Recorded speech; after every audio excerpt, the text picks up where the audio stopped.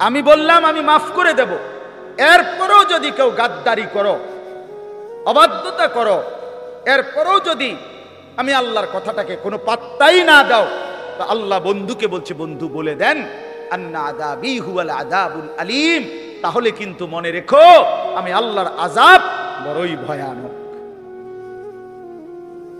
তুমি মনে রাখো বান্দা, আমি তোমারে বহুভাবে বলছি তওবা করতে, মাফ করে দেব বলছি, বান্দা পাত্তা দিলা না, তো মনে রাখো আমার শাস্তি বড় কঠিন। আমার 1 সেকেন্ডের আযাব সহ্য করতে পারবা না, 1 মিনিটের আযাব সহ্য করতে পারবা। এই জন্য দয়া করে প্রত্যেকেই, আমার কথা সাদা সিধা কথা, আমি এতটুকু বুঝি, আমরা প্রত্যেকেই গুনাহ ছেড়ে দেই, আল্লাহর নাফরমানি ছেড়ে দেই। মাঝ বয়সী বাবারা যারা আছেন, হালাল রোজগার করে, হারাম ছাড়েন, হারাম ছাড়েন, ছেলে মেয়েকে দিন শিখান, নিজেরা আখলাক সুন্দর করে। আল্লাহ তাআলা আমাদের সবাইকে আখিরাতের ফিকিরে গুনাহ ছেড়ে দেওয়ার, আল্লাহর ইবাদত করার তৌফিক দান করেন। এটা মনে রাখা চাই। মুসলমান মানে এই কথা দিলের মধ্যে ইয়াকিন রাখতে হবে, 24 ঘন্টা হার হালাতে সকল অবস্থায় আল্লাহ আমাকে দেখে। কি বলেন? আল্লাহ আমাকে আলাম ইয়ালাম বিআন্নাল্লাহা ইয়ারা। আল্লাহ তাআলা বলে, বান্দা তুমি কি জানো আমি কিন্তু সারাক্ষণ তোমাকে দেখি, সারাক্ষণ, রাতেও দিনেও, অন্ধকার অমাবস্যার রাতেও, পূর্ণিমার চাঁদের আলোর নিচেও, একাকীও গোপনেও প্রকাশ্যেও, সর্বাবস্থায় আমরা আল্লাহ তাআলার ইহাতা, আল্লাহ তাআলার বেষ্টনীর বাহিরে যাওয়ার কোনো সুযোগ আমাদের নাই। কোরআন শরীফে আছে, আল্লাহ তাআলা বলেন, ইয়া মা'শারাল জিন্নি ওয়াল ইনস ইন ইসতাতা'তুম আন তানফুযু মিন আকতারিস সামাওয়াতি ওয়াল আরদ ফানফুযু।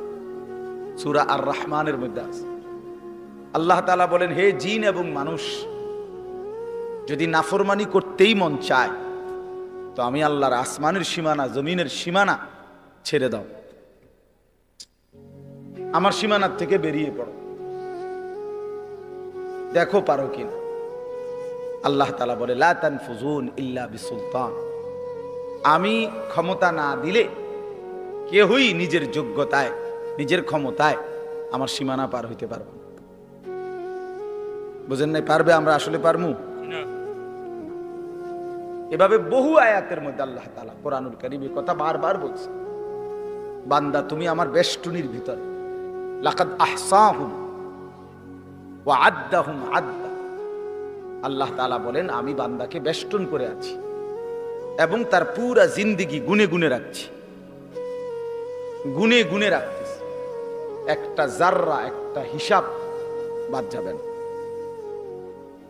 বাদ যাবেন। আহসাহুল্লাহু ওয়া নাসু। আল্লাহ তাআলা বলেন, বান্দা আমি গুনে রেখেছি, তুমি ভুলে গেছো, তোমার হয়তো মনে নাই, তোমার পুরা হায়াত আমি আল্লাহ তাআলা হিসাব করে রাখছি।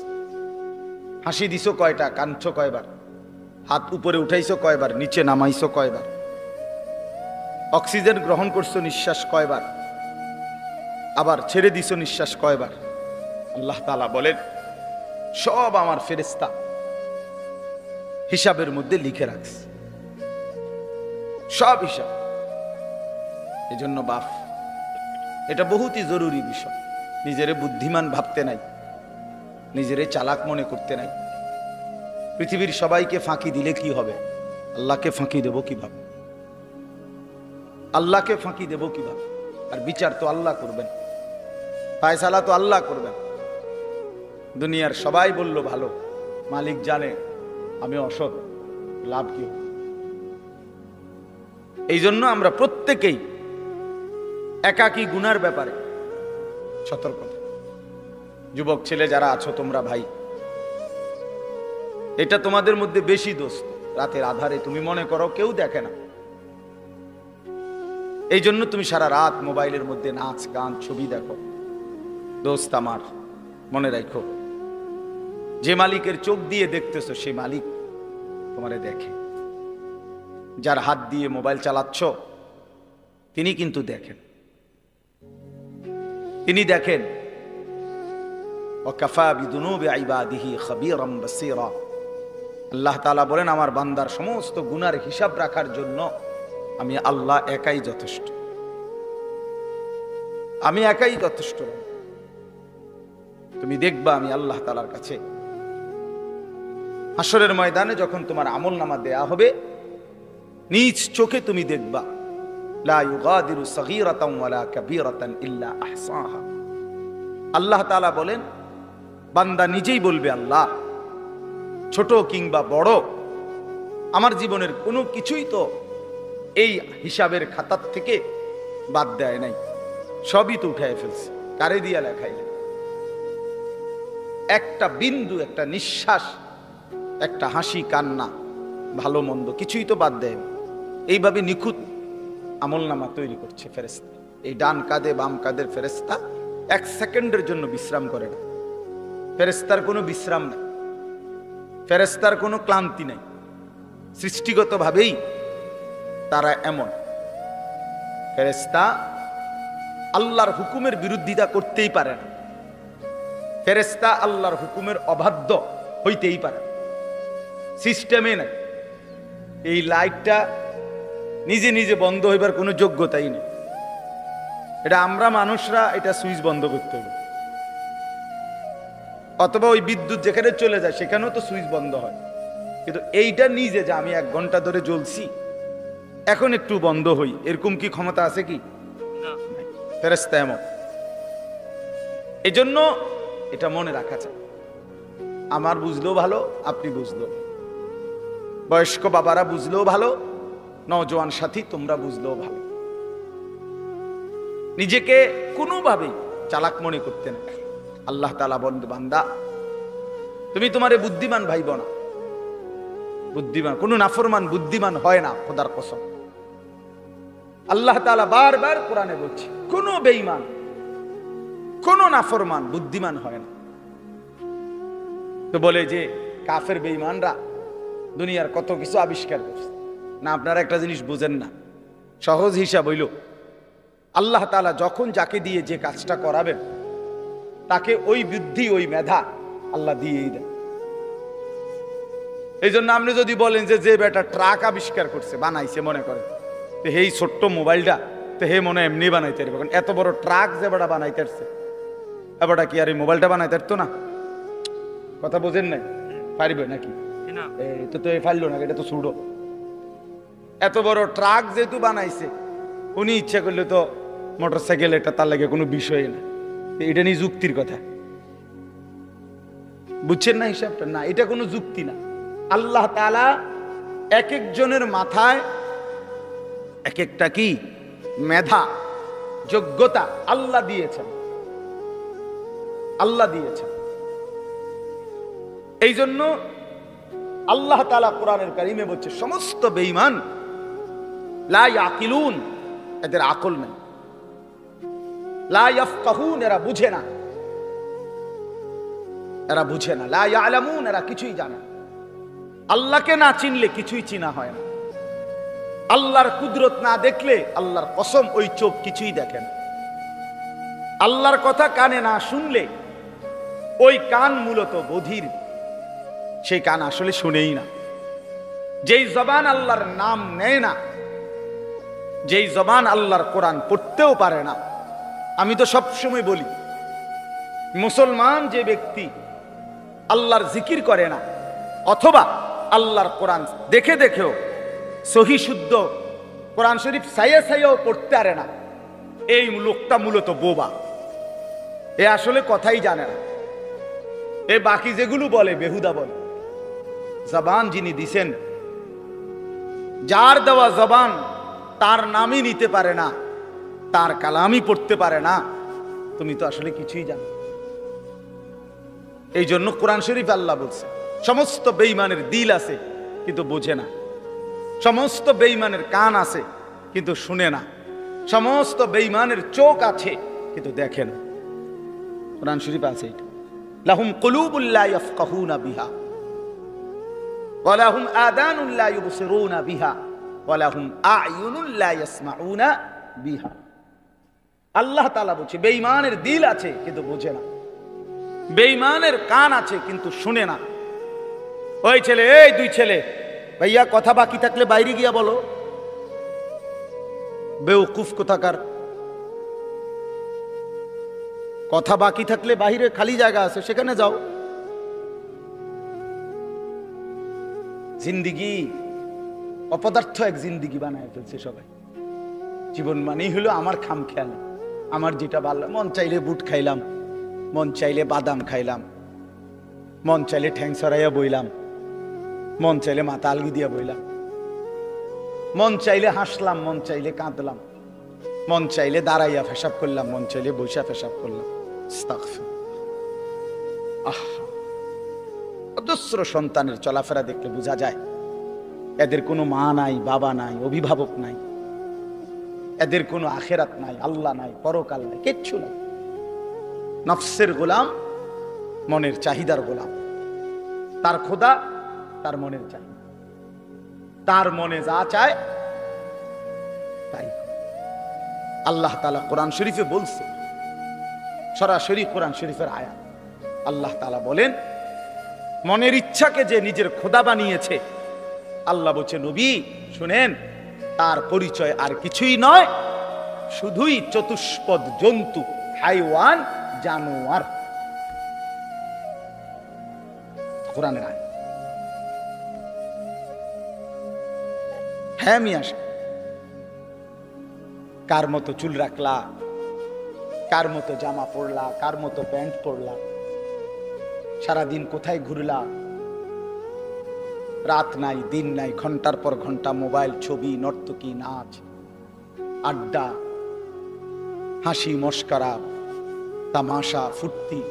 তোমার মা কোথায়, তোমার বাবা কোথায়, তোমার বংশ কি, তুমি কোন ধর্মের, তোমারে বানাইছে কে, তুমি কার উম্মত, তুমি আসছো কোত্থেকে, তুমি যাবা কোথায়, প্রতিদিন যে মানুষগুলো মরে ওরা কই যায়,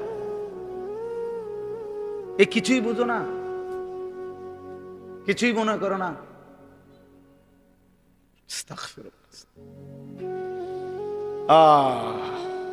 চলো ভাই, এই জন্য বললাম বাপ, এটা জরুরি বিষয়। আমি ওই মাওলানা ইয়াহিয়ার কথা থেকে বলতেছিলাম, আল্লাহ তাআলা 24 ঘন্টা নজর রাখে। আল্লাহ তাআলা বলে বান্দা আমি দেখি আমার চোখের সামনে তুমি কেমনে নাফরমানি করো, কেমনে নাফর। এতবার নিষেধ করলাম, একবারও আমার কথা শুনলা না। এতবার আদেশ করলাম, একবারও শুনলা না। কোরআন শরীফে আছে, আল্লাহ বলছেন ফাবিআইয়ি হাদিসিন বা'দাহু ইউমিনুন। আল্লাহ তাআলা বলেন বান্দা কোরআনের চাইতে দামি আর কোন কথা বললে তুমি ঈমান আনবে। ওফ, এর চাইতে দামি কি বললে তুমি বিশ্বাস করবে? আল্লাহ তাআলা বলছে দুনিয়াবাসী, আমার সবচেয়ে কলিজার টুকরা বন্ধু, আমার সবচেয়ে প্রিয় রাসূল, আখিরি নবী, আমার বন্ধু, আমার হাবিব রাসূল আকরাম সাল্লাল্লাহু আলাইহি ওয়াসাল্লাম, তাকে দিলাম তোমার জন্য। আমার সর্বশ্রেষ্ঠ কিতাব কোরআন দিলাম তোমার জন্য। এরপরেও তুমি পাত্তা দিলা না, এত বড় রাসূলকেও পাত্তা দিলা না, এত বড় কিতাবকেও পাত্তা দিলা না। এরপরে আর কি দিলে ঈমান আনতা? আর কি বললে সেজদা করতা? আমার মতো মালিক আর কতবার বললে তুমি সেজদা দিতা? আমার রাসূল কতবার কাঁদলে, আর কতদিন কাঁদলে? 23টা বছর তো কাঁদছেন বন্ধু আমার। সেই বন্ধু আর কত কাঁদলে তুমি নামাজ পড়তা? আম্মা জান আয়েশা রাদিয়াল্লাহু তাআলা আনহা বলেন, নবীজির স্ত্রী বলেন, আমি একদিন দেখছি এশার নামাজের কিছুক্ষণ পরে নবীজি হুজরার মধ্যে আমার কামরায়, আমার স্বামী, আমার নবী, আমার রাসূল সাল্লাল্লাহু আলাইহি সাল্লাম তিনি দাঁড়াইছেন।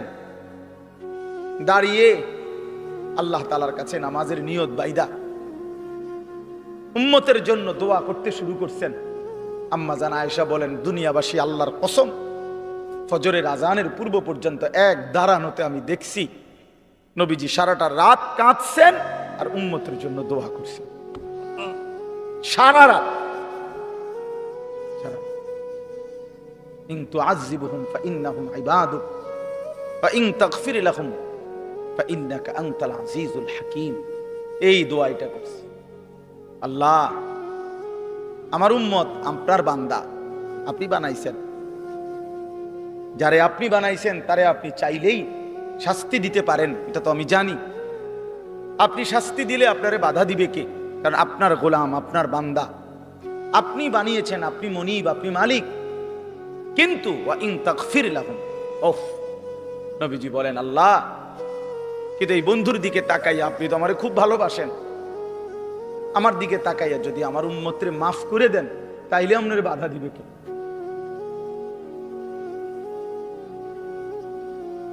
আপনি মাফ করে দিলে আপনারা তো কেউ কিছু বলতে পারবে না, এই ক্ষমতা তো কারো নাই। আপনি তো চাইলে মাফই করে দিতে পারেন, তো দেন না মাফ করে। এইভাবে কাঁদছেন নিয়ে আসা, এইভাবে কাঁদছেন। রাতেও মনে পড়ে না, দিনেও মনে পড়ে না, বছরের পর বছর, দিনের পর দিন, কোনো দিন আল্লাহর কথা মনে পড়ে না, রাসূলুল্লাহ সাল্লাল্লাহু আলাইহি সাল্লামের সুন্নাতের অনুসরণ করা মনে করে না। কেমনে পার হইবেন বাপ? এত বছর দাড়ি কাইটা আখিরাতে পার হইবেন কেমনে?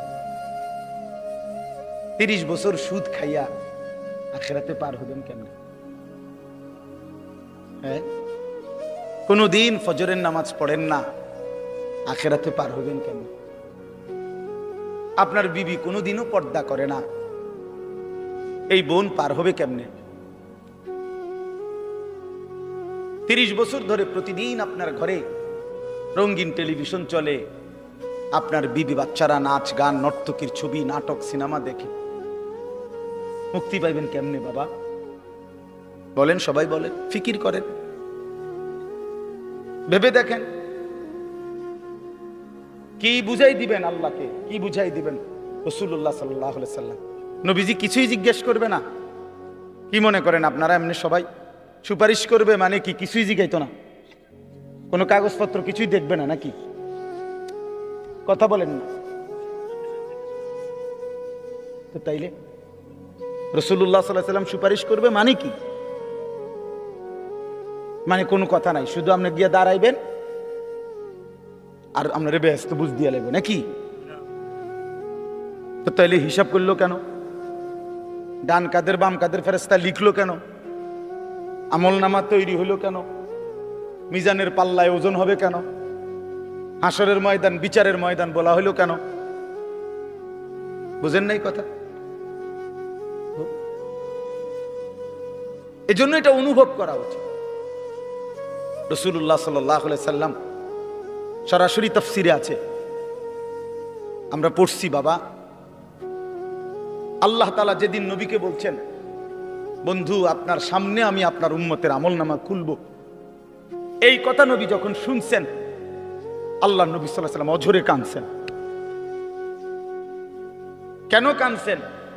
মুহাদ্দিসিনে কেরাম বলে, নবীজি চিন্তা করছে, ভাবতেছিলেন, হায় আমার উম্মতের আমলনামা যদি আমার সামনে খুলে আর আমি যদি দেখি পৃষ্ঠার পর পৃষ্ঠা গুনাহ নাফরমানি, আমি সেই চেহারা আমার মালিকের সামনে কেমনে দেখাবো?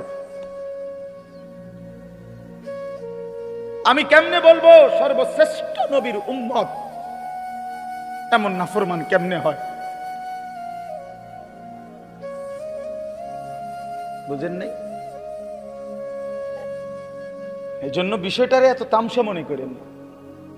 রাসূলুল্লাহ সাল্লাল্লাহু আলাইহি সাল্লামের ভালোবাসা আপনার জায়গা থেকে আপনি বুঝে নিয়েন। আপনি যেই তরিকাতে আছেন, আপনি তরিকা লইয়া আমার টানাটানি নাই, আপনার পিসাব লইয়া আমার টানাটানি নাই, আপনার দরবার নিয়ে আমার টানাটানি নাই। আপনার যেমনি হোক, আমি আপনি সবাই মিলে চলেন, ফিকির করি কেমনে আখিরাতের মুক্তি নেব। জান্নাতের অনেক দরজা, জান্নাতের দরজা একটা না, অনেক দরজা। যে কোনো এক দরজা দিয়ে ঢুকতেই, এই এখন শুনামু আপনার ঘরে, এখন পড়ছি, ওয়ানাযা'না মা ফি সুদুরিহিম মিন গিল্লিন, আল্লাহ বলেন আমার যতগুলো বান্দাকে আমি জান্নাত দেব, ঢুকবার আগেই আমি তাদের কলিজা থেকে চিরদিনের জন্য হিংসা, বিদ্বেষ, রাগ, ক্ষোভ, ক্রোধ সরাই দেব। ইখওয়ানান, সবাইরে ভাই ভাই বানায় দেব। আলা সুরুরিম মুতাকাবিলিন, সমস্ত জান্নাতি পরস্পর পরস্পরের মুখোমুখি হয়ে আনন্দ আর ফুর্তিতে মজে থাকবে।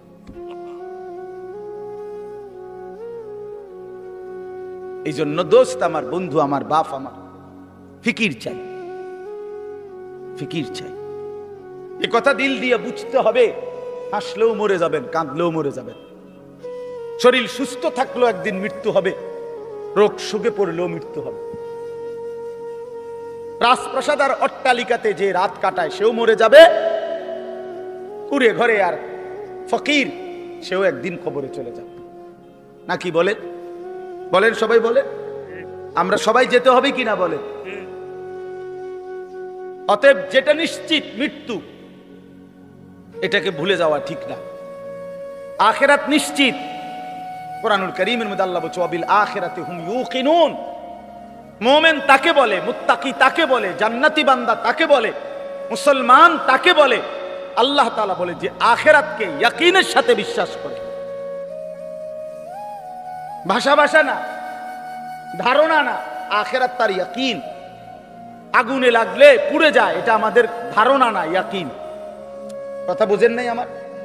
আগুনে পুড়ে যায়, আমরা সবাই ইয়াকিন, বিশ্বাস করি। এটা পানিতে ডুবে যায়, এটা আমাদের ইয়াকিন, এটা ধারণা না। মানুষে তো কয় আগুনে বেলে ফুরে যায়, মনে ফুরেও হইতেও পারে, এমনি নি মানুষে কয় এটা।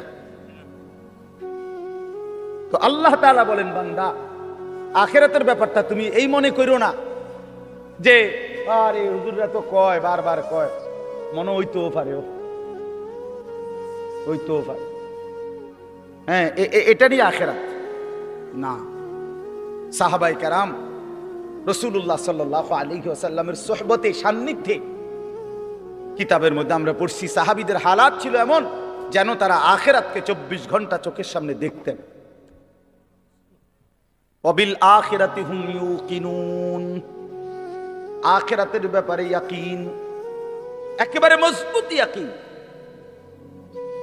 আল্লাহ তাআলা এটা চাইছে, আখিরাত যেন বান্দা এক সেকেন্ডের জন্য ভুলে না যায়, মৃত্যুকে যেন ভুলে না যায়।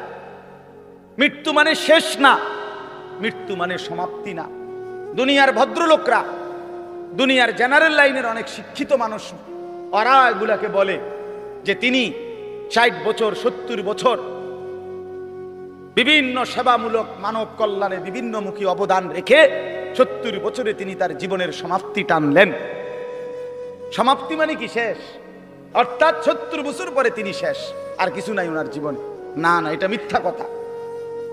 জীবনের সমাপ্তি হয় না। মৃত্যু মানে সমাপ্তি নয়, মৃত্যু মানে ইন্ড নয়, মৃত্যু মানে সমাপ্তি না, মৃত্যু মানে স্থানান্তর, মৃত্যু মানে ইন্তেকাল। মানুষ কেবল স্থানান্তর হয়, মানুষ কোনোদিন শেষ হয় না, হয় না, হবে না, কোনোদিনও না, কোনোদিনও না। মানুষের কোনো শেষ নাই, মানুষের কোনো শেষ নাই, মানুষ কেবল স্থানান্তর হয়।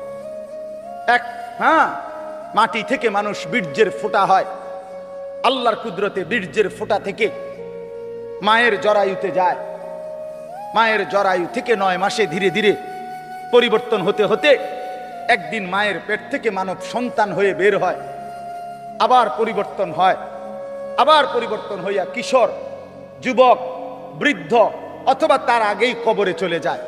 কবর থেকে আবার হাসরের মাঠে, হাসরের মাঠ থেকে আবার আমল নামা নিবে, আল্লাহর মুখোমুখি যাবে, মিজানের পাল্লার সামনে ওজনের জন্য যাবে, ফুলসিরাত পার হবে, জান্নাত কিংবা জাহান্নামে যাবে। তো জান্নাতে গেলেও, এই ভাই এই কথাটা বুঝলেই বুঝবেন, জান্নাতে গেলেও চিরস্থায়ী, জাহান্নামে গেলেও চিরস্থায়ী। খালিদিনা ফিহা আবাদা, কোরআন শরীফে বারবার এই কথাটা আছে। জান্নাতে, সমস্ত জান্নাতে জান্নাতি থাকবে অনন্তকাল, চিরস্থায়ী। জাহান্নামেও চিরস্থায়ী। তো মানুষ শেষ হইল কেমনে? কথা বোঝেন নাই? মানুষ শেষ হইছে তাইলে? মানুষ যদি জান্নাতে যায় তাইলেও স্থায়ী, যদি জাহান্নামে যায় তাইলেও কি শেষ হইল? শেষ নাই, অনন্তকাল, অনন্তকাল। এজন্য আখিরাত ভুলতে নাই। যে আখিরাত ভুলে যায়, মৃত্যুকে ভুলে যায়, আল্লাহর কসম এটা বোঝা উচিত। আমিও, আপনিও, বাবারাও, নওজোয়ানরাও, পর্দার আড়ালের মা বোনরাও, আখিরাত ভুলে গেলে মুসলমান থাকে না। পরকাল যার জেহেন থেকে সরে গেছে, যার ধ্যানে, চিন্তায়, চেতনায়, চলাফেরায়, উঠা বসায়, লেনদেনে আখিরাত আখিরাতের বলতে কিছুই তার মনে নাই, তারে মুসলমান বলে না। মুসলমান বলে না। পৃথিবীর আর কোন ধর্মাবলম্বীদের কাছে আখিরাতের ব্যাপারে স্পষ্ট কোনো ধারণা নাই। হিন্দু ধর্মের অনুসারী যারা, তারা মনে করে মৃত্যুর পরে মানুষ আবার পুনর্জন্ম হয়, জন্মান্তর হিন্দু ধর্মের একটা গুরুত্বপূর্ণ বিশ্বাস তাদের। আবার পুনরায় জন্ম হয়। প্রথম জন্মে যদি সে ভালো কাজ করে, পরের জন্মে আপনার বড়, তাদের উত্তম মানুষ, তাদের ধর্মে যারা মনে তাদের মতো হয়ে আসে। আর যদি প্রথম জন্মে মন্দ কাজ করে, পরের জন্মে বিভিন্ন জীব জন্তু কীট পতঙ্গের মতো হইয়া জন্ম নেয়। এইটা তাদের বিশ্বাস। ইহুদি ধর্ম যারা, ইহুদি, ওই যে ইসরায়েলের যে কুত্তারা মুসলমান মারে, ওই বেঈমানদের আকীদা হলো পরকালে যদি বিচার হয় তাইলে আমাদের সর্বোচ্চ 40 দিন আমরা মুসা আলাইহিস সালামের কথা শুনি নাই, এই জন্য হয়তো 40 দিনে হালকা কিছু পিঠা টিটা দিতে পারে, এর বেশি দিবে না কাউকে। 41 দিনের দিন সব স্বর্গে চলে যাবে। হ্যাঁ, এটা কোরআন শরীফে আছে। এটা এইভাবে খ্রিস্টানদের আকীদা হইল, এই যে সারা পৃথিবীর যত খ্রিস্টান, ইউরোপের, তাদের কথা হইল আমরা পৃথিবীতে যত অপরাধই করি না কেন, আমাদের পরকালের সমস্ত অপরাধ মোচন করে আমাদেরকে স্বর্গে নিয়ে যাওয়ার জন্য আমাদের যেই ঈসা আল্লাহর পুত্র, নাউজুবিল্লাহ, উনি রেডি হয়েছেন, উনি সমস্ত পাপ নিজের কাঁধে তুলে নিয়ে আমাদেরকে স্বর্গে দিয়ে দিবেন। পাগলের কি পরিমাণ মাথা খারাপ! আমার এক হুজুরে বলতেন, আরে প্রথম মাথা খারাপ হইলে কয় পাগল, এরপরে আবার মাথা খারাপ হইলে কি করবো হেরে, তখন বলবে আর যে পাগলের মাথা খারাপ। প্রথম তো মাথা খারাপ হয়েছিল আর পাগল হয়েছে, এখন আবার কি হয়েছে? আগে তার সিট ছিল 3-4টা, অনসি পুরাডি ছিল। এই ধরনের মাথা খারাপ এরা। তাইলে বিশ্বাস করেন ভাই, পৃথিবীর কারো কাছে কবর, হাসর, মিজান, আমলনামা, আল্লাহর মুখোমুখি দাঁড়ানো, মিজানের পাল্লায় ওজন হওয়া, ফুলসেরাত, জান্নাত জাহান্নাম, বিচার আচার, হিসাব কিতাব, এগুলো নিয়ে স্বচ্ছ, পবিত্র, সঠিক, বিশুদ্ধ ধারণা কারো কাছে নাই। একমাত্র আল্লাহর কোরআন, প্রিয় নবী সাল্লাল্লাহু আলাইহি ওয়াসাল্লামের হাদিস, এর মধ্যেই কবর, হাসর, আখিরাত, পরকালের সঠিক পূর্ণ বিবরণ আল্লাহ এবং তার রাসূল পেশ করেছেন। বলেন আলহামদুলিল্লাহ। নবী সাল্লাল্লাহু আলাইহি সাল্লাম ভাঙ্গা ভাঙ্গা বলছে। আমরা হাদিসে পড়ছি, ছোট মনে করেন একটা কাঠির মতো কিছু নিয়া নবী সাল্লাল্লাহু আলাইহি সাল্লাম মাথা নোয়াইয়া ওই মাটির মধ্যে কিছুক্ষণ এরকম আঁকা আঁকি করছে। হযরত বারা সাহাবী বলেন, কোনো মানুষ চিন্তিত হইলে যেরকম নিজে নিজে যেরকম দাগ দেয়, মানে মনে করেন আপনি একটা কিছু গভীর চিন্তা করতেছেন, তো হাতের মধ্যে একটা চাবি আছে, দেখবে চাবিটারে সে ঘুরায়, অথবা একটা না একটা কিছু, মানে বোঝা যায় সে একটা কি আছে, চিন্তার মধ্যে আছে। তো সাহাবী বলেন যে ওই ছোট যে লাঠিটা, এটা এরকম দাগ দিতেছে, আঁক দিতেছে, আমরা বুঝতেছি যে গভীর কোনো চিন্তা করতেছে। এরপরে নবীজি বললেন সাহাবীদেরকে 3 বার, প্রথম বললেন ইস্তাইযু মিন আযাবিল কবর, সাহাবীরা আল্লাহর কাছে দিবানিশি কবরের আযাব থেকে পানাহ চাও, কবরের আযাব থেকে আল্লাহর কাছে মুক্তি চাও। 3 বার বলছে কথাটা। এরপরে নবীজি সাল্লাল্লাহু আলাইহি ওয়াসাল্লাম এক টানা লম্বা হাদিস, 2 পৃষ্ঠার মতো বড় কিতাবে আল্লাহ নবী সাল্লাল্লাহু আলাইহি ওয়াসাল্লাম এই কোন ব্যক্তির নেককারের রুহু কেমনে কবজ হয়, নাফরমানের রুহু কেমনে কবজ হয়, এই দুইটা থেকে শুরু করে কবরের পুরা ঘটনাটা আল্লাহ নবী সাল্লাল্লাহু আলাইহি ওয়াসাল্লাম বলছেন। সাহাবীরা মনোযোগ দিয়ে শুনছেন, চোখের পানি ফেলে কাঁদছেন। আল্লাহ নবী সাল্লাল্লাহু আলাইহি ওয়াসাল্লাম বলেন, সাহাবীরা শুনো, কোন নাফরমানের মৃত্যুর যখন পাপীর সময় হয়, মালাকুল মউত আজরাইল আইসা প্রথম ডাক দেয় যে, হে অপবিত্র আত্মা, আইয়াতুহান নাফসুল খাবিসা, এই খবিশ আত্মা বের হও, উখরুজি ইলা সাখাতিল্লাহ, আল্লাহর অসন্তুষ্টির দিকে বের হও। নবীজি বলেন, নাফরমান পাপী আল্লাহর অবাধ্য, তার রুহুটা তখন বের হতে চায় না। মালাকুল মউত আজরাইল কলিজাটার মধ্যে খপ করে ধইরা রুহুটা কলিজা থেকে টান দিয়া ছিঁড়ে ফেললেই রুহুটা তখন এই কণ্ঠনালীর কাছে, এখানে কণ্ঠনালীর যে শেষ জায়গা, এখানে এসে আটকায়া যায়। এই কলিজার থেকে ছিঁড়া এখানে যখন আটকায়, আল্লাহ নবী সাল্লাল্লাহু আলাইহি সাল্লাম বলেন আর বের হতে চায় না। আজরাইল তখন কোনো কিছুকে টাইনা হেসরাইয়া ছিঁড়া, টাইনা টুইনা হেসরাইয়া যেভাবে বের করে, মালাকুল মউত আজরাইল ওই নাফরমানের রুহুকে এইভাবে টাইনা হেসরাইয়া ছিঁড়া ফাইরা তারপরে বের কর। এজন্য দোস্ত আমার, বন্ধু আমার, রাসূলুল্লাহ সাল্লাল্লাহু আলাইহি ওয়াসাল্লাম বিস্তারিত একেবারে জান কবজ থেকে শুরু করে বর্ণনা দিয়েছেন।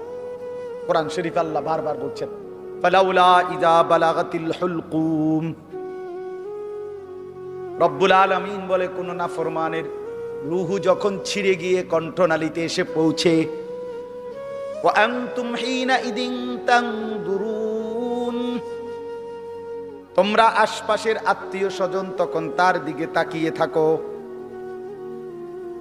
ওয়া নাহনু আকরাবু ইলাইহি মিনকুম ওয়ালাকিন লা তুবসিরুন, আমি আল্লাহ তো তখন সামনেই থাকি, কিন্তু তোমরা দেখো না। বলেন না, আল্লাহ বলেন আমিও দেখি, তোমরাও তাকায়া দেখো। তার রুহুটা বের হতে চাচ্ছে না, কণ্ঠনালীর কাছে আইসা আটকায়া গেছে। এরপর আল্লাহ বলেন, ফালাউলা ইন কুনতুম গায়রা মাদিনিন, যদি তোমরা মনে করো কবর নাই, আখিরাত নাই, পরকাল বলতে কিছু নাই, তারজিউনাহা ইন কুনতুম সাদিকিন, যদি তোমাদের এই কথাটাই সত্য হয়, তাইলে এই নাফরমানের রুহুটা তার কণ্ঠনালীর থেকে টেনে তার কলজার মধ্যে ফিরিয়ে দাও, দেখো না পারো কিনা।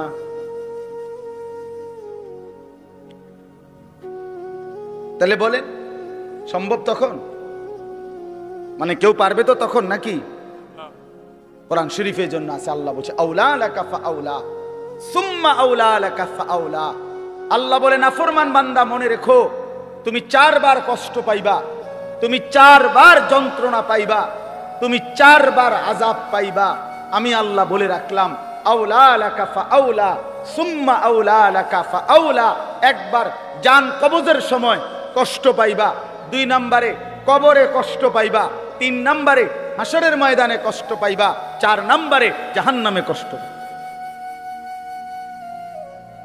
জাহান্নামে কষ্ট। এই জন্য ভাই আমি আপনাদের কাছে এবার আসেন, যেই আয়াতগুলো পড়ছি, এই আর অল্প একটু সময়, এই আয়াতগুলো রাতের 11:30 বাজে, চিন্তা করেন বাইরে, এরপরও মানুষ কথা, কি আকল, কি দেমা, এরা থামবে কখন? চিন্তা করেন, মানুষের বিবেক, রাতের 11:30 বাজে গেছে, এরপরও বাহিরে কিছু মানুষ, আরে বাবা আপনি ঘুমাইলেই তো ভালো।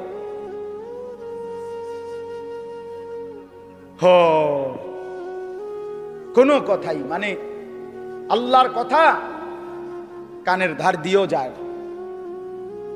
দুর্ভাগ্য, দুর্ভাগ্য। চলেন তো আমি বলতেছি আখিরাতকে যদি কেউ ভুলে যায়, আর অল্প একটু আমার কথাটা শুনেন, আখিরাতকে কেউ ভুলে গেলে, যুবক ভাই তোমরাও শোনো ভাই, আখিরাতকে ভুলে গেলে সে আর মুসলমান থাকে না। মানুষ আখিরাতকে ভুলে গেলে মানুষ জানোয়ার হয়। দুনিয়ার কোনো আইন দিয়া, আরো কোনো আইন না, আরো পুলিশ, র্যাব, বিজিবি না, এর উর্ফে আরো 10টা বাহিনীও যদি পৃথিবীতে চালু করে, মানুষের থেকে মন্দ অভ্যাস, মানুষের গুনাহের প্রবণতা, মানুষের অপরাধের মানসিকতা কমবে না। মানুষ সুযোগ খুঁজে, দুনিয়ার এই আইন প্রশাসনের কাছ থেকে মানুষ ফাঁকফুক খুঁজে, আর কি কৌশল বাইর করে, কোনো না কোনো কৌশলে পুলিশে ফাঁকি দেয়, র্যাবকে ফাঁকি দেয়, বিজিবি ফাঁকি দেয়, মেম্বাররে ফাঁকি দেয়, চেয়ারম্যানরে ফাঁকি দেয়, বাবাকে ফাঁকি দেয়, মাকে ফাঁকি দেয়, কাউকে না কাউকে ফাঁকি দিয়া কোনো না কোনো বুদ্ধি বাহির কইরা সে অপরাধ করে। কিন্তু যার কলিজার ভিতরে আল্লাহর সামনে দাঁড়াইবার অনুভূতি, আখেরাত, পরকাল, নিজের বিচার, নিজের হিসাব, যে এই কথা দিল দিয়া বুঝে যে আমার 1 সেকেন্ড আল্লাহর আড়ালে না, আমার প্রতি নিঃশ্বাসের হিসাব দিতে হবে, প্রতি সেকেন্ডের হিসাব দিতে হবে, আল্লাহর কসম এই আখিরাতের বিশ্বাস যার কলিজায় যতটা মজবুত হয়ে বসে, তো ততটাই তার অপরাধ কমে যায়, আল্লাহর বন্দেগী বেড়ে যায়। আপনি যদি বলেন আমি হুজুরের মধ্যে, আপনি যদি বলেন হুজুর আমনের মধ্যেও অনেক গুনাহ আছে, আমনেরও হুজুরদের মধ্যে বহুত কি আছে, পাপ আছে, আমরা জানি, হ্যাঁ তো আমিও কই জানি, তো বুঝতে হবে আমার মধ্যে আখিরাতের ঘাটতি আছে, আপনার মধ্যে যেমন ঘাটতি। কথা বুঝছেন কিনা বলে? আমি কোনো বেহেশতের থেকে আইছি না, আমি আইছি সাবের বাজার। বুঝছেন আমার কথাটা? আমি এখন কি বেহেশতের থেকে আইছি? কে? আমি আইছি ক্যান্টনমেন্ট থেকে। তো আমি তো বেহেশতের থেকে আসি নাই, আমাকে হিসাবের জন্য যাইতে হবে। আপনি যেমন দাঁড়াবেন আমিও দাঁড়াবো, আপনাকে যেমন হিসাব দিতে হবে আমাকেও দিতে হবে। এই জন্য আখিরাত ভুলে গেলে এক মানুষের অপরাধ বেড়ে যায়, এক মানুষের বন্দিগি ছুটে যায়। কেন নামাজ পড়ে না? আখিরাত মনে না।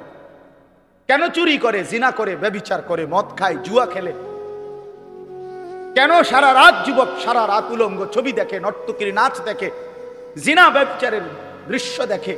মুসলমানের বাচ্চা হইয়া কোনোদিন খোদার 365 দিনের একটা বছরে কোনোদিন ফজরের নামাজ পড়ে না।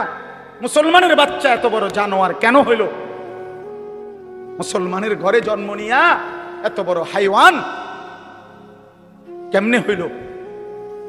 এক মহিলা 30 বছর ধরে বেপর্দা, মুসলমান হওয়ার পরও কেমনে হইল? একজন মুসলমান হওয়ার পরে 30টা বছর ধরে সে কেমনে সুদ খায়, কিস্তি নেয়, এত মিথ্যা কথা, এত গালিগালাজ কেমনে করে? 60টা বছর হইয়া গেছে, বুড়া মিয়া এখনো বিড়ি খায় কেমনে? 60 বছর বয়স এখনো সাদওয়ানে বৈশা টেলিভিশনে নর্তকীর নাচ দেখে কেমনে? কারণ আখিরাত ভুলে গেছে। কি ভুলে গেছে বলেন না কেন? অথবা আখিরাত মনে আছে, তবে আখিরাতকে সামান্য কিছু মনে করছে। এই মনে ঘন্টা 2-1 একটা বিষয়, হয়তো 2টা থাপড় চটকনা দিয়া, বুঝেন না কথা, 2-1টা থাপ্পড় টাপ্পড় দিয়া মনে কি করে দিব, ছেড়ে দিব। অথচ বিষয়টা তো এমন না। আল্লাহ তাআলা কোরআনে বলছে হাসরের ময়দানের একদিন এক এক দিন প্রতিদিন এক এক দিন 50,000 বছর। কোরআন শরীফের আয়াত, এটা কোনো হুজুরের ব্যাখ্যা না, ডাইরেক্ট কোরআনের আয়াত। ফি ইয়াউমিন কানা মিকদারুহু 50,000 সানা, প্রতিদিন একদিন হাসরের ময়দানে 50,000 বছর। 50,000 বছর একটা প্রচন্ড গরমের জায়গার মধ্যে আপনারই যদি 4টা ঘন্টা 5টা ঘন্টা, চারিদিকে কোনো দরজা নাই, জানালা নাই, পুরা গরমের মধ্যে এই প্রচন্ড গরমের সিজনে যদি বসায় রাখে 10টা ঘন্টা, আপনি তো পাগল হয়ে যাবেন। আপনি তো গরমে পাগল হয়ে যাবেন। তো 50,000 বছর একদিনে মাথার উপরে সূর্যটা থাকলে দোস্ত আমার কি হবে অবস্থা?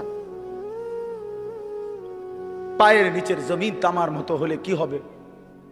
আল্লাহ নবী সাল্লাল্লাহু আলাইহি সাল্লাম বলছেন, উম্মত, 1 সেকেন্ডের জন্য এই এক পাও রাখতে যেটুকু জায়গা, পায়ের তালু এতটুকু জায়গার অতিরিক্ত কাউকে 1 সুতা জায়গা বেশি দেওয়া হবে না।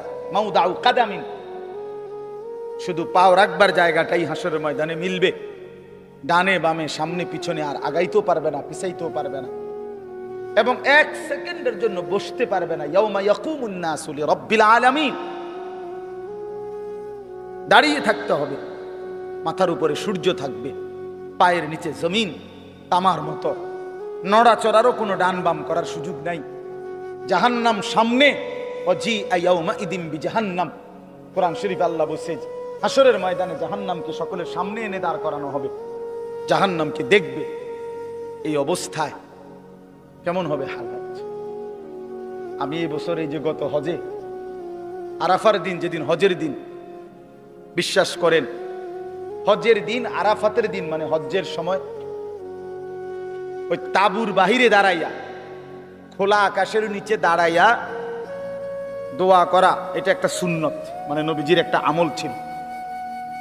নবীজি আরাফার দিন, হজের দিন তাবুত থেকে সইরা আলগা হইয়া খালি আকাশের নিচে দোয়া করছে লম্বা সময়। এই আমলটা করার জন্য বিশেষ করে এই বছরের হজে 2-3 বার বাইরে হইছি। এই কদ্দুর 2টা মিনিটও বিশ্বাস করেন মনে হচ্ছে যেন আগুনের গোলা মারতে আছে শরীরে। গরম কাহাকে বলে, একেবারে পুড়ে গেছে পাউডার পুরা। আমি বাড়িতে আসার পরও তো প্রায় 15-20 দিন আমার হাতের কোন সুদ আছিল, এত গরম ছিল এবছর। তো অথচ আমরা সবাই বিজ্ঞানিক গবেষণার কি যেন আমাদের থেকে সূর্য কত দূরে, কত জি আচ্ছা এই ধরেন না যে দূর দূরে, এই 2,86,000 কণ আর 30 লক্ষ মাইল দূরে কণ, যাই বলেন অনেক দূরে কিনা বলেন, এই লক্ষ লক্ষ মাইল দূরে সূর্যের তাপে যদি এই অবস্থা হয়, তো মাথার উপরের সূর্যের কি অবস্থা হবে? কেন নামাজ পড়ো না ভাইয়া? এই বাপ মুসলমানের বাচ্চা, কেন নামাজ পড়ো? ছেলেরা আমার কেন নামাজ পড়ো? কেন নামাজ পড়ো? মালিক আর কেমনে বললে নামাজ পড়তে? রাসূলুল্লাহ সাল্লাল্লাহু আলাইহি ওয়াসাল্লাম হাসরের ময়দানে জিজ্ঞাসা করবে, উম্মত, পিঠটা তায়েফের পাথরের আঘাতে চাল্লির মতো ছিদ্র বানায় ফেলছিলাম, ক্ষুধার কষ্টে পেটে পাথর বাঁধছিলাম, 3 মাস আমার ঘরের চুলায় আগুন জ্বলে নাই, আমি উম্মত দান দান শহীদ করে রক্তে ভাসে গেছি, 23টা বছর আমি কোনোদিন ঠিক মতো ঘুমাই নাই, এত কাঁদলাম, এত রক্ত ঝরাইলাম, বিনিময়ে তোর কলজাটা নরম করতে পারলাম না, তোর দিলটা নরম করতে পারলাম না। উম্মত, আমি আর কত কাঁদলে তুই আমার কথা শুনতাম? আমি আর কত রক্ত ঝরাইলে আমি নবীর কথা মনে পড়তো? বলে কি বলবেন ভাই? বলেন কি জবাব হতে পারে তখন? আল্লাহ আল্লাহ আমাদেরকে বুঝ দান করে। এজন্য চলেন আমরা, আল্লাহ তাআলা আমাদেরকে বলছে, বান্দা তুমি জান্নাতে যাইতে হইলে তাকওয়া অর্জন করতে হবে।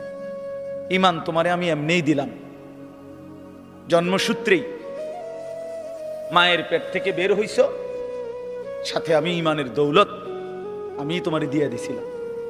মুসলমান মায়ের ঘরে জন্ম দিয়া ঈমান আমি তোমারে এমনিই দিছি, সর্বশ্রেষ্ঠ সম্পদ আমি এমনিই দিলাম। এবার তুমি আমার সাথে আরেকটা নিয়ামত তাকওয়া, এটা সাথে বুঝাইয়া দাও, ঈমান আর তাকওয়া আমার হাতে তুলে দিবা, আমার জান্নাত আমি তোমার হাতে তুলে দেব। এই তাকওয়া বুঝাইয়া দাও। ঈমানের পরে প্রত্যেকটা মুমিনের কাছে মুসলমানের কাছে আল্লাহর পাকের চাওয়া তাকওয়া। আল্লাহ যেন বলে, ইসলাম তো তোমারে দিলাম, মোমেন তো তোমার পরিচয় হইল, তুমি তো নিজেরই বলতেছো তুমি মুসলমান, তুমিই বলতেছো তুমি মোমেন। আমরা এখানে বলি না সবাই নিজেরা মুসলমান বলেন? পরে ভাই বলেন না, ছেলেরা বলো ভাই, এই পরিচয়ে কোনো অতৃপ্তি বা অসন্তুষ্টি আছে কারো? তাইলে আমরা আলহামদুলিল্লাহ এই ব্যাপারে আমরা সন্তুষ্ট যে আমি মুসলমান, আমি মুসলমান। তো আল্লাহ তাআলা বলেন, মুসলমানের পরিচয় তো তোমারে আমি দিলামই, এটা তো আমিই দিছি, তোমার কোনো যোগ্যতা নাই, তোমার বাবা মারও কোনো যোগ্যতা নাই। আমি কেন আমার বাপ মার ঘরে জন্ম নিলাম, এটা কি আমার বাপ মায়ের কোনো যোগ্যতা? আমি কেন মুসলমানের ঘরে জন্ম নিলাম, ওই লোকটা কেন হিন্দুর ঘরে জন্ম নিল, এর মধ্যে আমাদের কোনো সফলতা ব্যর্থতার কিছু আছে? না, আল্লাহর দয়া, আল্লাহর দয়া। তো আল্লাহ তাআলা বলেন, ঈমান তো আমি দিলামই, ইসলাম আমি দিলাম, এবার তুমি তাকওয়া অবলম্বন করো। ইয়া আইয়ুহাল্লাযীনা আমানুত্তাকুল্লাহ, হে ঈমানদারগণ, ইত্তাকুল্লাহ, তাকওয়া অবলম্বন করো, তাকওয়া অবলম্বন করো, তাকওয়া অবলম্বন করো। বারবার বারবার বারবার তাকওয়া বুঝাইয়া দিবা, আমি অনন্তকালের জান্নাত বুঝাইয়া দেব। তাকওয়া কি? আল্লাহকে তাকওয়া দিতে বলছে আল্লাহ আমাদেরকে, আমরা মুসলমান, আমাদেরকে আল্লাহর সামনে তাকওয়া দিতে হবে বুঝাইয়া। তাকওয়া কি? দুই জিনিস, এক তারকুল মুনকারাত, দুই ফি'লুল খায়রাত, সমস্ত গুনাহ ছেড়ে দেওয়া, সমস্ত আমল করতে থাকা। আল্লাহ তাআলা বলছেন, গুনাহ ছেড়ে দাও, বন্দিগিতে লেগে যাও, আমার হুকুম পালন করো, আমার নিষেধ বর্জন করো। আমার হুকুম, আমার রসুলের হুকুম যা তা আমারই হুকুম, আমার রসুলের নিষেধ যা তা আমারই নিষেধ। কারণ নবী সাল্লাল্লাহু আলাইহি সাল্লাম নিজের থেকে কিছুই বলেননি, করতেও বলেন নাই, ছাড়তেও বলেন নাই। কথা বলেন না কেন? নবী যা করতে বলছেন তাও আল্লাহর পক্ষ থেকে, যা ছাড়তে বলছেন তাও কার পক্ষ থেকে? আল্লাহর পক্ষ থেকে। তাহলে আল্লাহ এবং তার রসুলের হুকুম এটা বললে যেই কথা, আপনি আল্লাহর হুকুম বললেও নবীজির কথা অন্তর্ভুক্ত। কারণ আল্লাহর হুকুম, আল্লাহর যাবতীয় কথা, কোরআনের প্রতি অক্ষর এই পৃথিবীবাসী রাসূলুল্লাহ সাল্লাল্লাহু আলাইহি সাল্লামের জবান ছাড়া আর কারো কণ্ঠে শুনে নাই। কথা বলেন, কোরআন শরীফের একটি অক্ষরও পৃথিবীবাসী অন্য কারো মুখ দিয়া প্রথম শুনে নাই। প্রতিটা শব্দ কোরআন শুনছে কার জবান দিয়া? রাসূলুল্লাহ সাল্লাল্লাহু আলাইহি সাল্লামের জবান দিয়া। নাজিল তো করছেন আল্লাহ, কিন্তু পুরা 30 পারা কোরআন আল্লাহ নবীজির সিনাত নাজিল করছে। এরপরে বলছেন আমনে কোন, আমনে কোন, তো নবীজি শুনাইছে। এজন্য আল্লাহ তাআলা বলেন, বান্দার গুনাহ ছেড়ে দাও, নেক আমলে লেগে যাও। তাহলে তাকওয়া বলে গুনাহ বর্জন। বাফ কষ্ট হইতেছে আমি জানি, রাত হয়ে গেছে, আমি শেষ করতে চাচ্ছি। আমি আপনাদেরকে বুঝাই, আবারও বলি, মনে কষ্ট নিয়েন না। কোন মুসলমান নামাজ পড়ে, সে নামাজি। কোন মুসলমান রোজা রাখে, সে রোজাদার। কোন মুসলমান হজ করছে, সে হাজি সাহেব। এগুলো ঠিক আছে, কিন্তু কোন মুসলমান দিনদার, কোন মুসলমান ফরহেজগার, কোন মুসলমান আল্লাহওয়ালা, এইটা বলতে হইলে শুধু নামাজ, শুধু রোজা, শুধু যাকাত, শুধু জিকির যথেষ্ট নয়, বরং পুরা দিন মানা জরুরি। প্রতিটা হালাল আপনাকেই মানতে হবে, প্রতিটা হারাম আপনাকেই ছাড়তে হবে, আমারও ছাড়তে হবে, আমারও ছাড়তে হবে। সমস্ত ইবাদত করতে হবে। জিকির তো আপনি খুব করেন, মাশাআল্লাহ, অনেক নেকি, কিন্তু আপনার উপরে যে হজ ফরজ।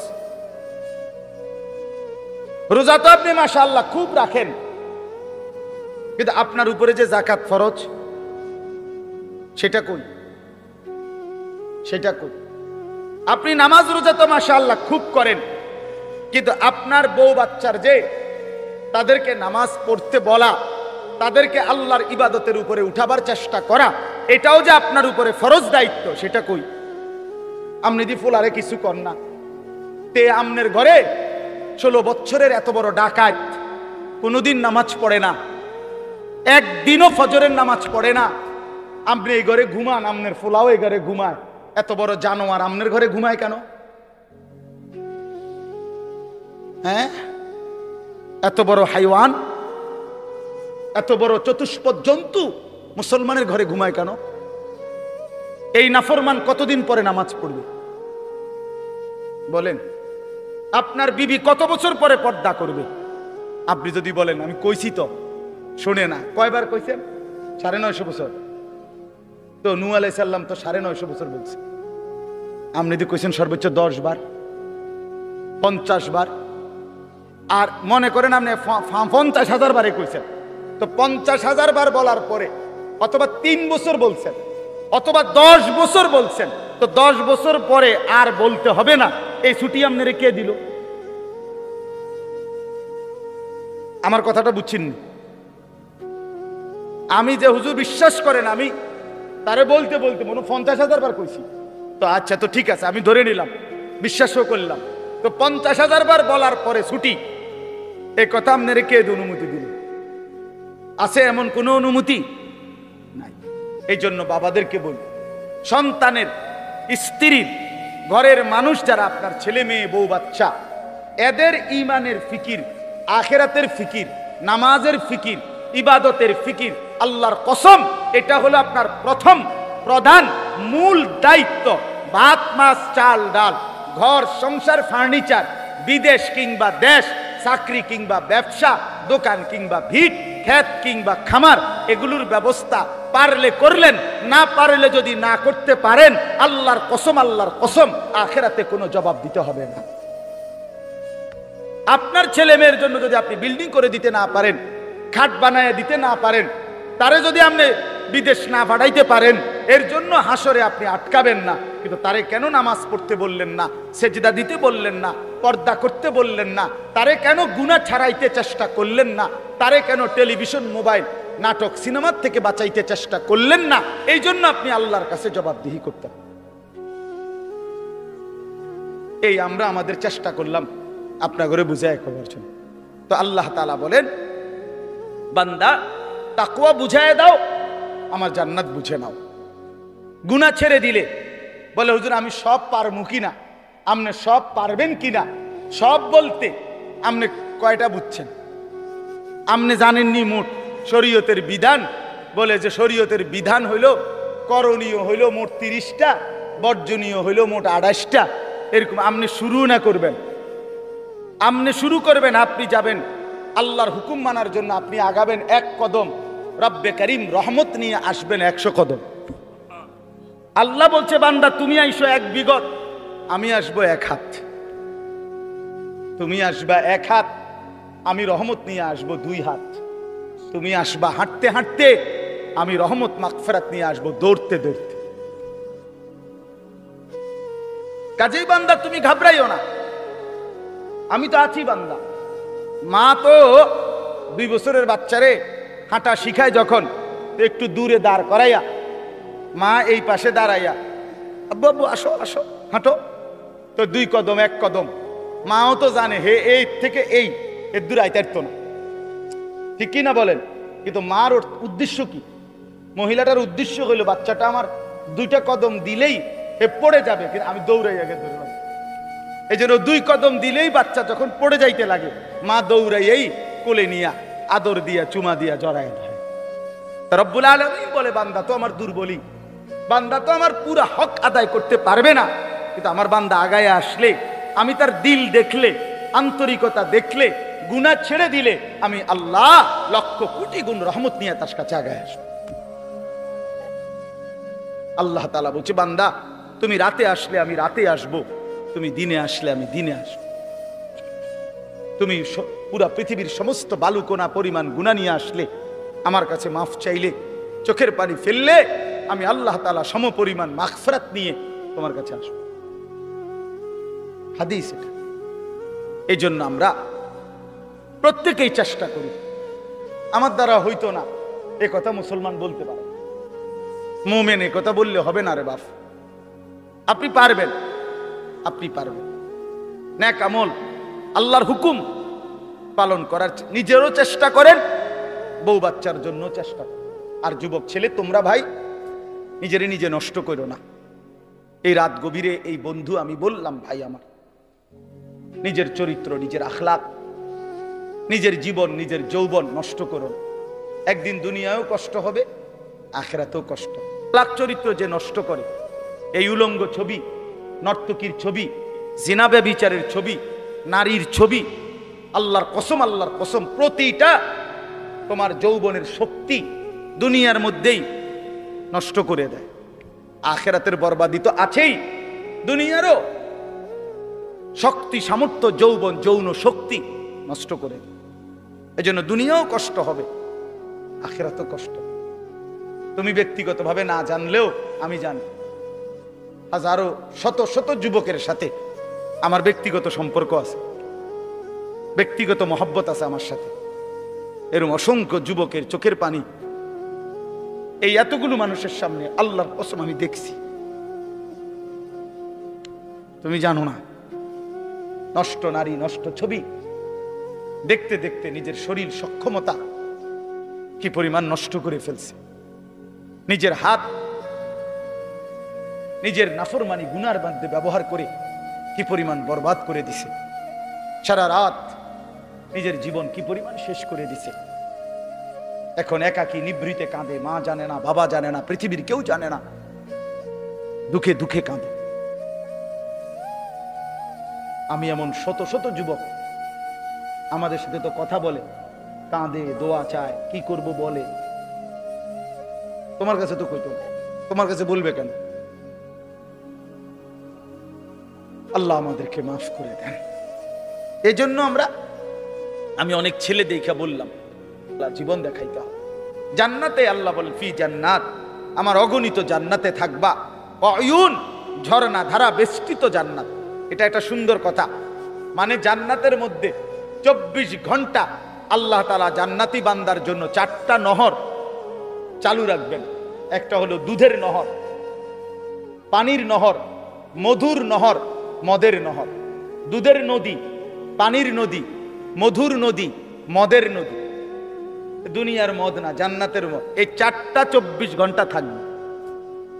থাকবে যে বিষয়টা এমন না যে মনে করেন এখানে 4টা ড্রামের মধ্যে বা 4টা টাঙ্কির মধ্যে এই 4 ধরনের দুধ, মধু, মদ, পানি আছে। তো আমগরে বলে দিছে যে আমি তোমাদের উপরে সন্তুষ্ট, তোমাদের যখনই মন চায় এখান থেকে দুধ, মধু, মদ, পানি যেটা মন চায় এটা খাইবা। মনে করে জান্নাতে বলল, তো এইটা অর্থ না। এটা যদি হয় তাহলে তো একটা সমস্যা আছে এখানে। ও যে পিছনের যে বেটা, তারা এখান থেকে মধু নিতে হইলে, দুধ নিতে হইলে তো হেন থেকে হাইটে আইতে হবে, এনে আইতে হবে না হাইটটা, তো এত দূর হাইটতে পাঠার কষ্ট হবে। তো জান্নাতি বান্দা বলবে, আল্লাহ আপনি আমারে এত দূর হাঁটাইলেন, তো আর আমার জান্নাত কি দিলেন? আমরা তো আমার কষ্টই দিলেন কদ্দুর। সুবহান। তাফসীরের মধ্যে জন্য লিখছে, জান্নাতি বান্দা যখন জান্নাতে যেখানেই থাকবে, দাঁড়ানো, বসা, শোয়া, হাঁটতে থাকুক, ডান দিকে থাকুক, বাম দিকে থাকুক, সামনে থাকুক, পিছনে থাকুক, যেখানেই থাকুক, 24 ঘন্টা তার পাশে এই 4টা নহর, নদী, ঝর্ণা বইতে থাকে। তুমি হাঁটতে যাইতে হবে না এক কদম, তোমার লগেই থাকবে একসাথে। এইটারে কয় ইউন জান্নাতিন তাজরি মিন তাহতিহাল আনহার।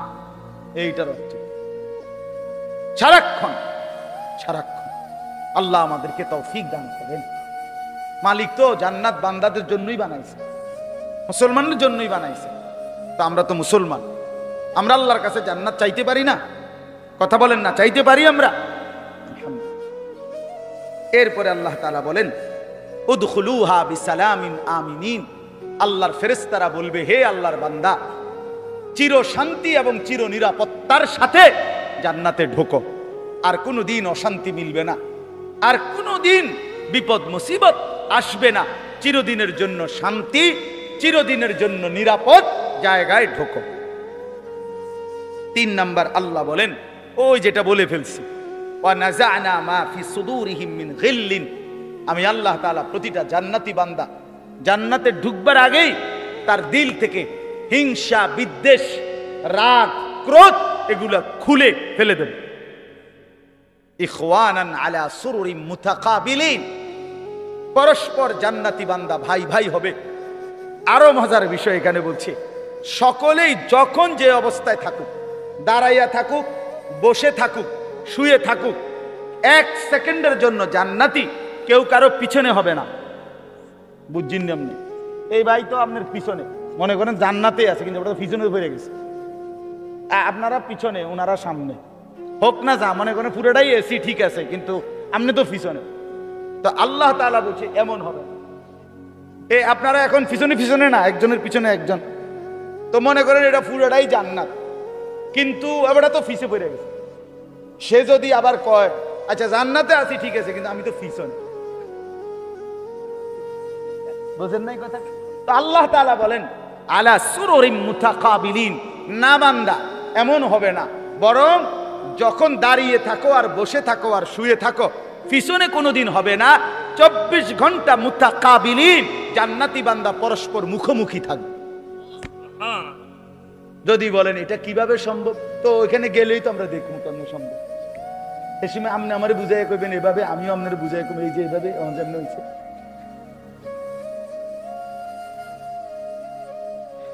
লা ইয়ামাসসুহুম ফিহা নাসাবুন, রব্বুল আলামিন বলে লক্ষ কোটি বছরে জান্নাতীর কোনোদিন কোনো ক্লান্তি আসবে না। দুনিয়ায় দুঃখেও মানুষের ক্লান্ত হয়, আবার সুখেও ক্লান্ত হয়, হাসতে হাসতেও কাহিল হয়ে যায়, কানতে কানতেও কাহিল হয়ে যায়, খেলতে খেলতেও দুর্বল হয়ে যায়, হয় না? অনেকক্ষণ ধরে খেলতেছে তো এখন কি লাগতেছে? কাহিল লাগতেছে। তো হাসতে হাসতেও কাহিল হয়, কানতে কানতেও কাহিল হয়। আল্লাহ বলেন জান্নাতি বান্দা যত সুখের মধ্যেই থাকুক না কেন 24 ঘন্টা কখনোই কোনো ক্লান্তি আসবে না।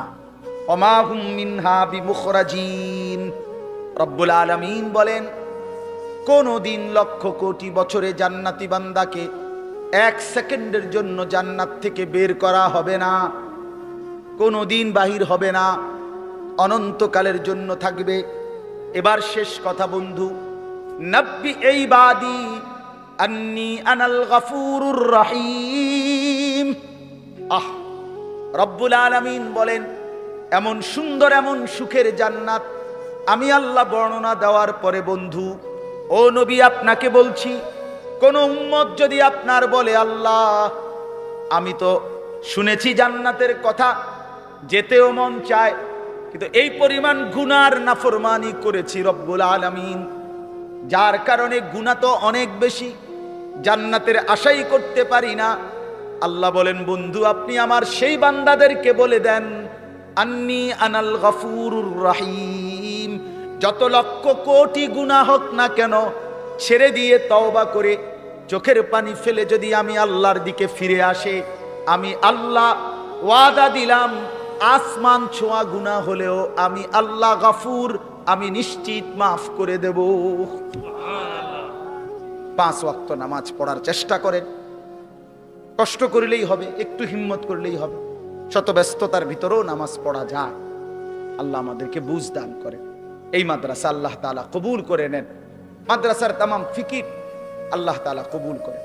মাওলানা ইয়াহিয়া মাদ্রাসার জন্য আপনাদের কাছে সহযোগিতা চাইছিল, আপনারা কম বেশি দিছেন, আরো পারলে আরো দিয়েন। একটা কথা মনে রাখেন, দান সাদাকার ক্ষেত্রে একটা গুরুত্বপূর্ণ বিষয় হলো প্রথমত তো দিতে মন চায় না, কিন্তু বাস্তবতা হলো প্রত্যেকেই খেয়াল করে দেখে যে যেটুকু দান করে সেটা আসলে সামান্যই দেয়, এটুকুতে তার সংসার পরিবার তেমন কিছু হয় না। টাকা 500 দিলে আপনার বিল্ডিং কোনো কাইতে যেত না, কথাটা আমরা বুঝছেন না? টাকা 1000 দিলে আপনার সংসারের 3 দিনের বাজার বন্ধ হয়ে যাবে এমন না। 100টা টাকা দিলে মসজিদে মাদ্রাসায় দ্বীনি কাজে আপনি খুব আটকাইতেন না। দান মানুষ অল্পই করে, কিন্তু হাসরের ময়দানে এর পুরস্কার দেখলে, বিনিময় দেখলে কলিজা ফেটে মরে যাবে যে হাই কি করলাম, যদি আরো কিছু টাকা দিতাম। সংসার তো চলেই, সংসার তো কোনো না কোনো ভাবে চলে, মানুষ শত ব্যস্ততা অভাবের ভিতরেও বন্ধু বান্ধবরে কিছু খাওয়াইলে কিছু টাকা তো কমে যায়, কিন্তু এরপরও জোড়াতালি দিয়া সংসার চলে যায়। তো আল্লাহর রাস্তায় দান করার বিষয়টা হলো এই, প্রথম তো দিতে মন চায় না, একটু কষ্ট করে দিয়া ফেললে আখিরাতে অনেক বড় সওয়াব মিলবে। এজন্য নিয়মিত মসজিদ মাদ্রাসায় দেওয়ার চেষ্টা করবেন। আল্লাহ তাআলা আপনাদের সবাইকে তৌফিক দান করে। আগামী 11 তারিখ টনকি পশ্চিম পাড়া যুব সমাজের উদ্যোগে সকল কবরবাসীদের রুহের মাগফিরাত কামনায় বার্ষিক ওয়াজ ও দোয়ার মাহফিল টনকি কেন্দ্রীয় শাহী ঈদগাহ ময়দানে। কোথায় এটা? পাশে। আচ্ছা, মাশাআল্লাহ। 11ই নভেম্বর রোজ সোমবার, মানে এই সামনের সপ্তাহ, এই সপ্তাহের পরের সপ্তাহ, ওইখানে ইনশাআল্লাহ আমার বয়ান আছে।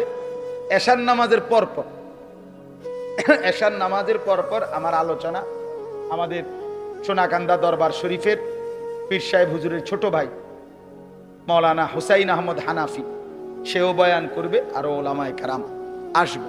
আপনাদেরকে দাওয়াত করা হইল, আপনারা যাওয়ার চেষ্টা করুন। আপনাদের পাগড়িওয়ালা ছেলে